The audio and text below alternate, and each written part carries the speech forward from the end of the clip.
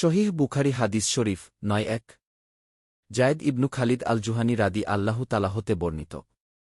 জনৈক ব্যক্তি নবী সাল্লাল্লাহু আলাইহি ওয়াসাল্লাম কে কুড়িয়ে পাওয়া জিনিস সম্পর্কে জিজ্ঞেস করলে তিনি বললেন তার বাঁধনের রশি, অথবা বললেন থলেঝুলি ভালো করে চিনে রাখ। অতঃপর ১ বছর পর্যন্ত তার ঘোষণা দিতে থাক। তারপর মালিক পাওয়া না গেলে তুমি তা ব্যবহার কর। অতঃপর যদি এর প্রাপক আসে তবে তাকে তা দিয়ে দেবে। সে বলল, হারানো উটের ব্যাপারে কি করতে হবে?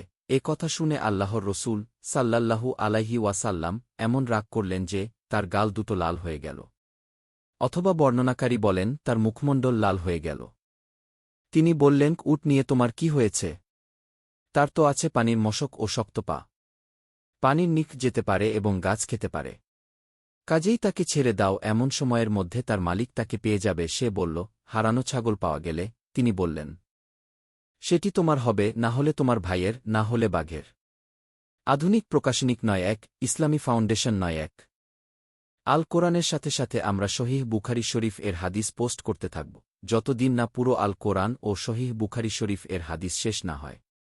বাংলা আল কোরআন শরীফ ও বাংলা সহিহ বুখারী শরীফ এর হাদিস জানতে আমাদের সাথে থাকুন। কোরআন ও হাদিসের সাথে থাকুন।